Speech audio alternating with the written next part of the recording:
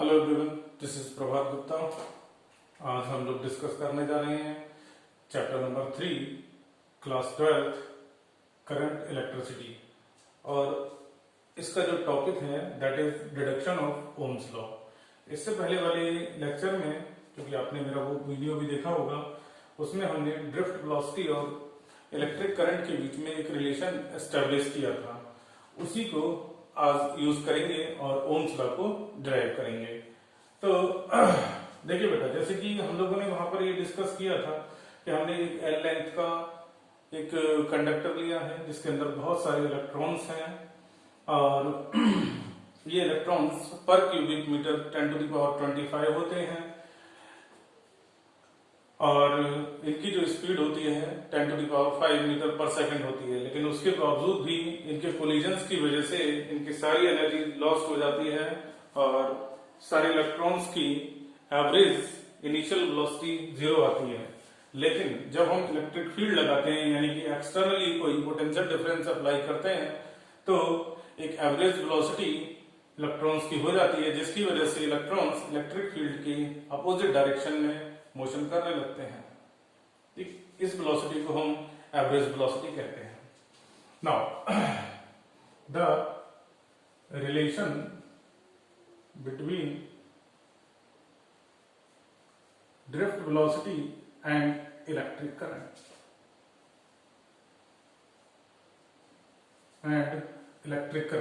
तो ये रिलेशन हमारा बहुत ही जो हम ऑलरेडी प्रूव कर चुके हैं, BD is equals to EE tau over M. Here E is the electric field applied and M is the mass of the electron, tau is the relaxation time. Relaxation time is basically the time elapsed between two successive collisions of the electrons.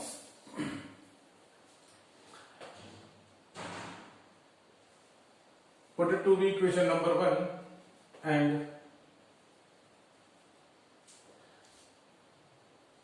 we have also derived a relation electric current and drift velocity, and I is equals to ABD and E. Here I is the electric current that is due to the drift of the electrons. Drift is the change in position of the electron when there is an external electric field is applied through a conductor. And N is the electron density. Electron density is defined as the total number of electrons or charge carriers per unit volume. Here, the cross-sectional area of the conductor is A. Cross-sectional area means that area by which the current is passing. Here, we can say that electrons are moving opposite to the electric field, and the direction of the current is opposite to the motion of the electron. So the direction of electron is direction of current is from left to right. So this is the current produced by the drift of the electrons, E electronic charge. Put it to be expression number 2, and we also know that what is electric field. Electric field is also defined as the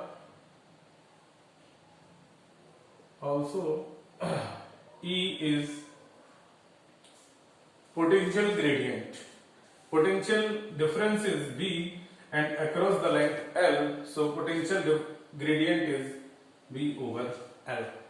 Now we can use these three expressions and we can derive very easily Ohm's law.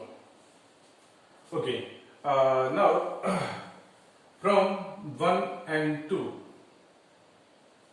को use करें हम लोग, और drift velocity की ये value हम second equation में put करें, we get I is equals to A EE tau over M into NE. Okay, now potential gradient यानी कि इलेक्ट्रिक फील्ड की ये वैल्यू हम यहां पर लगा सकते हैं, A B upon L into tau over M NE. So इसको थोड़ा और सिंप्लीफाई कर लेते हैं। यहां से हम P/I निकाल लें तो अब हमारा ओम्स लॉ हमें दिखाई देने लगता है कि ओम्स लॉ हमारा क्या था। तो यहां से अगर B/I निकालते हैं तो ये आता है ml/ne² tau E। What is that ratio? This ratio is governed as resistance.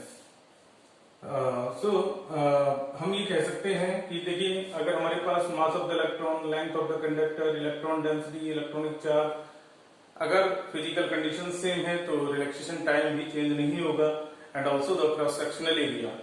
If these all are constant, then this ratio is also constant and it is referred as resistance। और हम इसको R से represent करते हैं, तो therefore R is equals to V/I, which is Ohm's law। Hence we have proved current flowing in a conductor is directly proportional to the applied voltage, और यही हमारा ओम्स लॉ होता है। तो देखिए, ओम्स लॉ में जो हम बोला करते थे कि जो रेजिस्टेंस है वो किन किन पैरामीटर्स पर डिपेंड करेगा। देखिए बेटा, सबसे पहले रेजिस्टेंस जो डिपेंड करेगा लेंथ के डायरेक्टली प्रोपोर्शनल है। R is proportional to L, R is inversely proportional to A। Okay, अब अगर इन दोनों को हम 4th and 5th इक्वेशन कहते हैं और इनको कंबाइन करते हैं, है ना, कंबाइनिंग 4 and 5,